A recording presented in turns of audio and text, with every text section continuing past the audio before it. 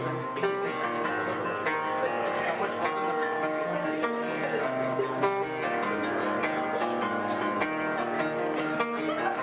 be shy on this one, guys. I've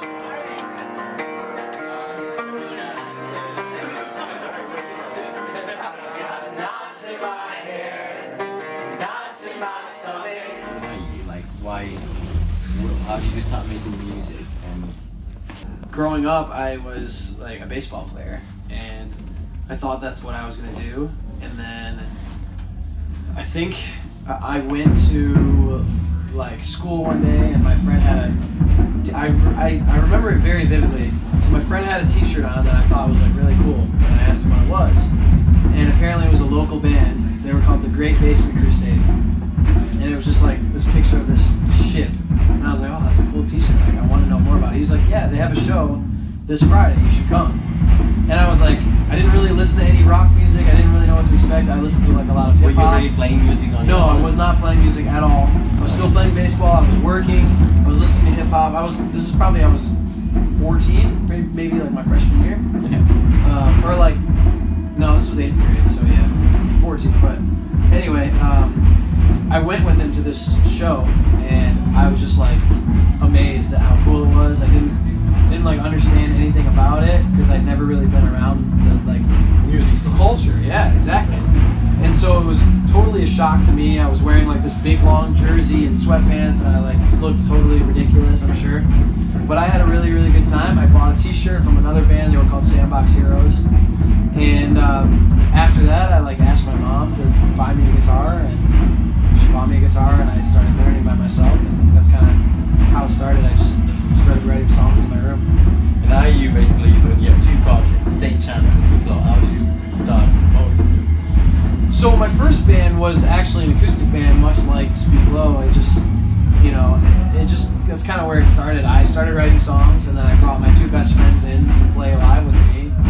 And, eventually we became a full band. We did like 2 or 3 tours. It was very small. But when my other very serious band, Good Luck Varsity, broke up, I was doing Speak Low just on the side, kind of writing songs that didn't really like fit Good Luck Varsity's musical style. And it was just fun for me to like do acoustic music again because that's where I started. So I started writing those It's songs. kind of like interesting as well. Yeah. Acoustic music. It's just like very bare and intimate, and it's just like very you. Like you're allowed to do whatever you want because it's your band, it's your music. Like, you don't have to answer to anybody. So that was after being in a band for like 4 or 5 years with people who had different opinions or like would creatively argue about things. I was just like, I want to do something that nobody can tell me no, and so kind of that's when I started writing those songs again. And shortly after I put out independently my first record, which was later re-released, I joined State Champs just right after. And so Speak Low kind of went back on the back burner a little bit, and then after about 1.5 years of being in State Champs, Pure Noise approached me and asked me if I wanted to put my record out, and that was awesome because I was like, I felt like it didn't really get the like recognition that I thought that it deserved because I just like stopped doing the project pretty much because I joined State Champs. And so this was like the perfect opportunity for me to be like, oh cool, it's gonna like maybe get a whole new audience of people that maybe didn't hear it the first time. So we recorded 4 new songs and then just re-released it. And now you're working on a new album for Speak Low. Yeah.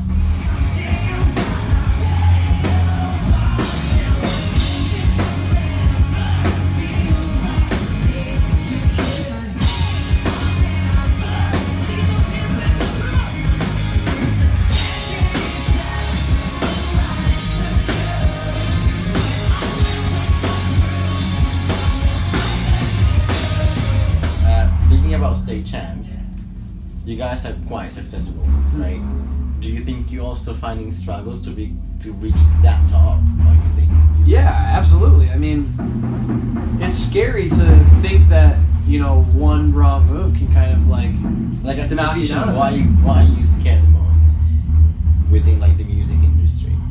If there's anything. That's a good question. I think just maybe putting something out that doesn't feel genuine, maybe like I mean, I think I've always kind of prided myself on putting very like vulnerable music out there and like stuff that I really believe in and like enjoy. And I think with some success, there are other like external pressures and people kind of like sticking their hand in the pot, you know, and like wanting different things from you. And sometimes like what your intended goal was gets skewed a little bit because there's so many other people working on it, you know, too.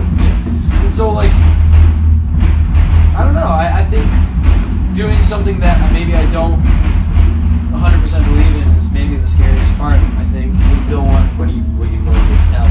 Yeah, I want people to listen to it and be like, this is real. Yeah. So, but I mean, at the same time, like we're doing well right now, and it kind of scares me to think that at some point it could just stop, you know, because it can. I think that's everyone's career. Yeah, no, totally. But like sometimes it stops prematurely. Like, I mean, I don't want to name any names, but like a band could put out a bad record and then their career path completely changes.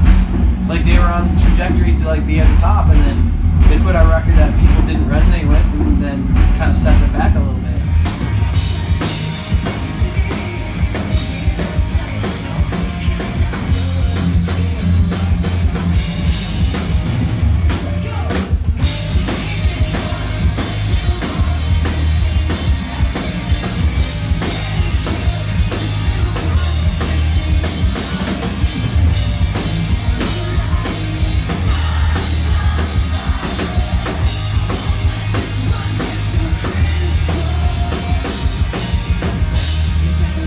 That's the worst thing in the world, but I mean, it's scary. It can get scary. Are you scared of your fans' reaction as well? If that's just kind of like yeah. Do you ever do something just like, oh, maybe my fans won't like it, so maybe?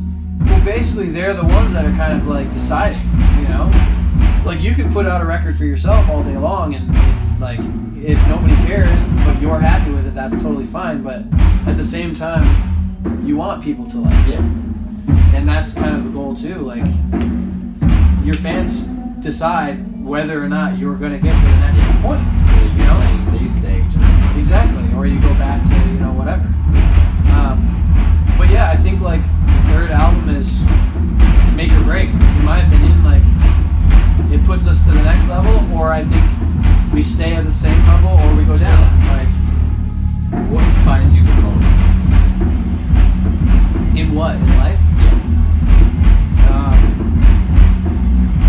I think conversations, like people for sure, like my friends, my family, like just, it sounds corny, but like being real, like I like to know More about people? yeah, I just want to know what you're thinking. I want to know why. I want to know why. Everything. Like, I like knowledge. I like learning. I like that's what inspires me. Is like not being the best at anything, but knowing a little bit about Crossing that everything. line kind of thing? Yeah. Okay. Yeah. That's it. And I don't think a lot of people are always ready to like go deep and like really like be vulnerable and let themselves, be exposed. But I mean, that's my favorite thing about humanity, I guess, is just like really getting to know cores of people and things and stuff like that. Besides music, what do you like to do in your free time? I like to read. I like to watch movies. I like to. I'm studying language. I'm studying Japanese right now, which very slowly. I wish I was like more diligent at doing it, but I want to be fluent in it at some point in my life. It's kind of difficult, right? Yeah, it's really Especially hard. writing it is very. Yeah, it's. I mean, Are you practicing? language is just Do you get hard. to speak Japanese like when you're home or something? I mean, that's when I'm studying most, is when I'm home, because I have like a lot of free time. On tour, sometimes you get free time, but You have to. you're just still always doing something, and so it kind of gets hard to like, all right, I'm gonna set aside an hour to do this, and then you have to go find somewhere to be alone and do it. Like, it's just really hard because you're always surrounded by people. So I think that's something I really like to do. I don't know. That's interesting anyway. Yeah. Why Japanese? I know that you like Japan. What's so special about it? I mean, I didn't have I know any I know you've intention. been so many times. Yeah, I've been 5 times in the last 2.5 years. That's good.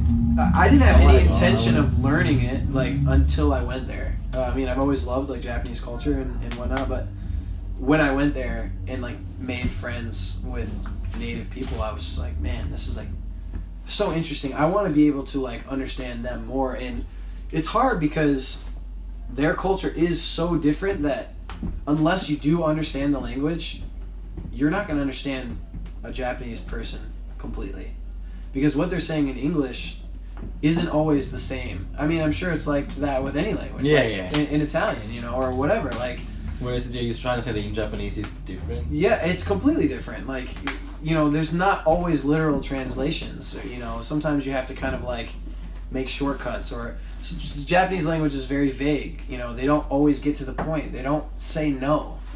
They're shy. You know, so like Okay. understanding the language helps me understand my friends better, or understand that culture. Okay, So yeah, like, yeah, the personality as yeah, well. exactly. And if I ever want to like live there, which I do at some point, you know, I want to be able to like survive. You can survive without knowing it, but I want to survive on like the next level. Yeah, makes Yeah. sense. You say you like reading. Mhm. What are you reading? What do you like to read? I mean, I'll read pretty much anything. I really like classic literature, American Okay. literature. I like Russian literature. I like. I Can you like. speak Russian? No. I'm only reading the translations. I like stuff that makes you think. I just picked up a book by Richard Dawkins. It's called The Magic of Reality, and it's just like kind of just challenges you on thinking like about existence and stuff like that. Kind of just brainy stuff. a little bit. When you brainstorm yourself. Yeah, exactly. Brainwash other people and brainstorm yourself. It's pretty crazy stuff that I don't really even understand, which is why I read about it to learn a little bit more. But I like lighthearted stuff too. I just read a book called Wait Until Spring Bandini, and it's by a guy named John Fanta. I don't even know his name, but that was just like really lighthearted, but a great Was book. it just pictures or when I'm joking? No. We're in the UK. Mhm. What is the one thing that you love the most about the UK, which is not food? And your fans, obviously, unlike. Yeah, I mean, the shows here and the fans are always amazing. So, if I can't say that, I just think maybe just like the experiences. I think I kind of like I approach touring here differently than the United States. I think a lot of times in the States, I feel like, oh, I've seen it, I've done this. Because this is home. This Yeah, exactly. Like I don't You're not really allowed to go get out. around, kind of Exactly. thing, yeah. I don't really go out too much. I just like I kind of stay close to the venue, or hang with friends, or do my own thing when I'm in the States. But whenever I'm here, I like to go out. I like to explore. I like to meet new people, eat. Like I don't usually party in the States, but I party here. Like I mean, you guys do club nights here, which is like not really a thing in the States. Like You don't. No, you mean after not rock clubs, no. Like I mean, emo night is the closest thing, and that's like new, So it's Which funny. is very successful as well. I mean, It's very successful, but it's funny because when I first heard about it, I was like, they've been doing this in the UK for years. Like it's not a new concept. Yeah, so like I go out a lot more here, and I think it kind of like opens you up to different experiences that you wouldn't have, if you just went to bed after the show, maybe. one last question: if there's one person, whether it's a band, a writer, an artist in general, you could collaborate with, who would that be? A band you want to share the stage with, a person you want to write a book with, a person you want to travel the world with. I don't know. That's really tough.